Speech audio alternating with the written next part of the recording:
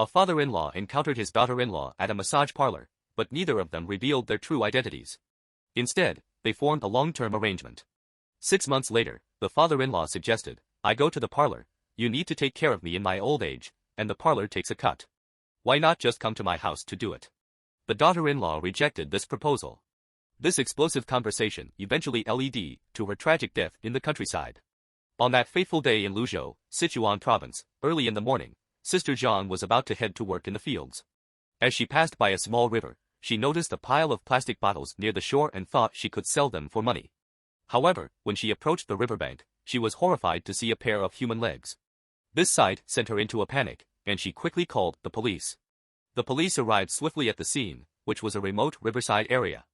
If Sister Zhang hadn't shown the way, it would have been hard for the officers to locate the exact spot. The body, wrapped in a blanket with both ends tied with rope, was retrieved from the river. Only a pair of legs remained exposed. Upon unwrapping the blanket, it was clear the victim was a woman, and she had been dead for quite some time. Based on her clothing and the degree of decomposition, police estimated she had been killed at least 2 months earlier. It was April 15th, spring, but the victim's clothing wasn't appropriate for the season. In their search for more clues, the police meticulously combed through the crime scene, but no new evidence was found.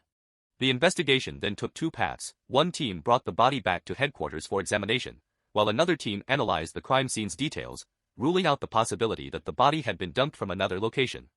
The investigation revealed only 2 possible routes to the crime scene. One passed through a village, making it easy to be spotted, and the other was a 2-kilometer-long path, making it difficult for someone to carry a body that far. This led the police to conclude that the murder took place nearby and the perpetrator was either a local or an outsider familiar with the area. Despite these deductions, the remote location of the crime scene meant there was no surveillance footage.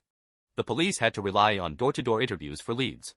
Forensic analysis of the victim's pubic bones provided her approximate age, and based on a fractured hyoid bone, it was concluded that she died from mechanical asphyxiation.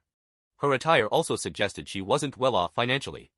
The police cross-referenced missing women from the area with the victim's characteristics, narrowing the list down to 10 women. However, after contacting the families of these missing women, all had been accounted for, leaving the case at a standstill.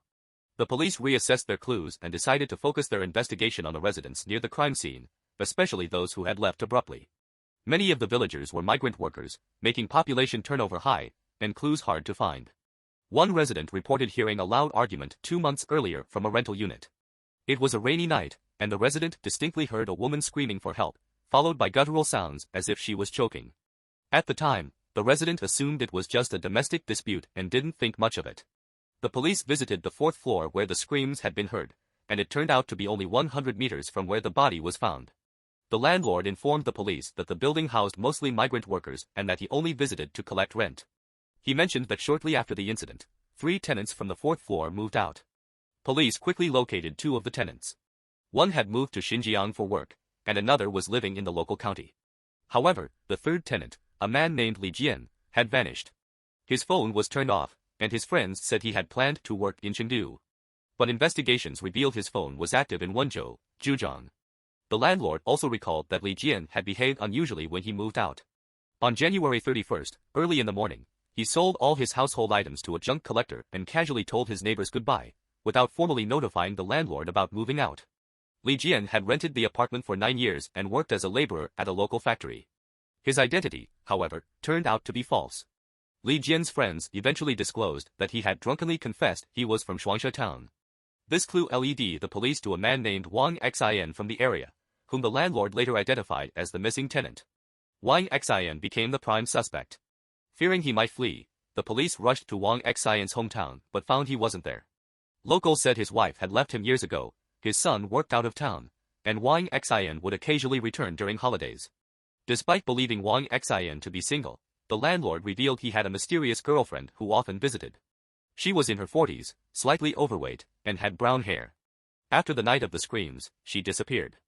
Another neighbor recalled drinking with Wang Xin before he left town.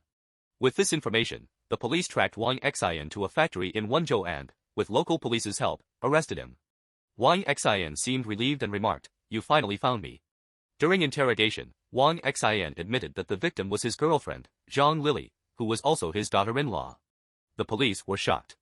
Wang Xin explained that he had divorced his wife years ago, and his son, now an adult, had left for work and hadn't spoken to him since. He hadn't even told his father about his marriage. Wang Xin met Zhang Lili during a business transaction at a massage parlor where she worked. Despite the transactional nature of their relationship, they pretended to be a couple. Over time, Wang Xin developed feelings for Zhang Lili and asked her why she was in this line of work. Drunk, she confided about her unhappy marriage. Her husband was lazy, and she was illiterate, forced into sex work to support her family. As the conversation unfolded, Wang Xin realized Zhang Lili was his daughter-in-law. However, he chose not to reveal this. Their relationship continued until January 21, 2019. That day, Zhang Lili visited Wang Xin and asked for money, saying she needed it for her children as Chinese New Year approached. Furious, Wang Xin shouted, "I've given you everything, and all you care about is money." He claimed to have spent nearly 50,000-60,000 yuan on her. Zhang Lili threatened to expose their relationship, to which Wang Xin laughed and replied, "Your husband is my son. If you don't mind the shame, go ahead and tell." He then showed her his household registration booklet, shocking her. Wang Xin then demanded his money back, and when Zhang Lili refused, he became enraged, shouting, "I'm your father-in-law. You must give me the money." He slapped her, then strangled her in a fit of rage. Afterward, Wang Xin slept at home and disposed of Zhang Lili's body in the early hours of the next morning, dumping her in the river. With this confession, the bizarre and tragic case was finally solved.